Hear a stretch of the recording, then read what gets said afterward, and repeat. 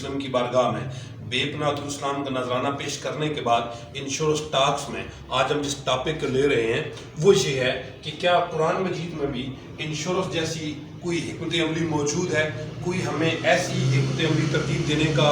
तरगीब दी गई है। तो हम आज देखेंगे कि सूरह यूसुफ हज़रत यूसुफ अलैहिस्सलाम को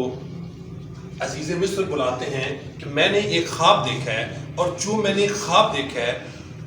कि 7 पतली गाय 7 मोटी गाय को खा रही हैं, और इस पर वो अपनी परेशानी का इजहार करते हैं और हज़रत यूसुफ अलैहिस्सलाम से अपने ख्वाब का तज़किरा करते हैं। तो हज़रत यूसुफ अलैहिस्सलाम ख्वाब की ताबीर करते हुए, ख्वाब की ताबीर बताते हुए फरमाते हैं कि 7 पतली गाय का 7 मोटी गाय को खाने का मतलब ये है कि 7 साल खूब बारिशें होंगी,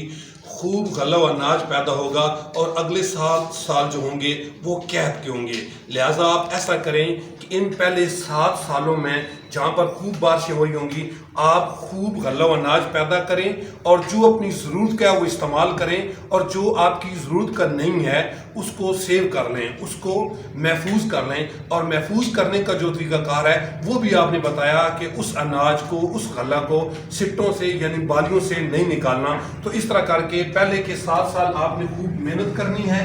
और 7 साल खूब गल्ला व अनाज पैदा करना है, और अगले 7 साल उसको एहतियात से इस्तेमाल करना है। इस तरह आपके 14 साल जो हैं वो बड़ी आसानी से गुजर जाएंगे, क्योंकि पहले 7 सालों में खूब बारिशें हो रही होंगी, खूब गल्ला व अनाज पैदा हो रहा होगा, और उसको आपने एहतियात से इस्तेमाल करना है, और बाकी का जो वो महफूज कर लेना है, और अगले 7 साल फिर वो इस्तेमाल आप कर लेंगे। इस तरह आपके 14 साल गुजर जाएंगे। तो इंश्योरेंस क्या बेसिकली इंश्योरेंस ये है कि जब आपके ऊपर एक अच्छा वक्त होता है, आप अच्छे वक्त में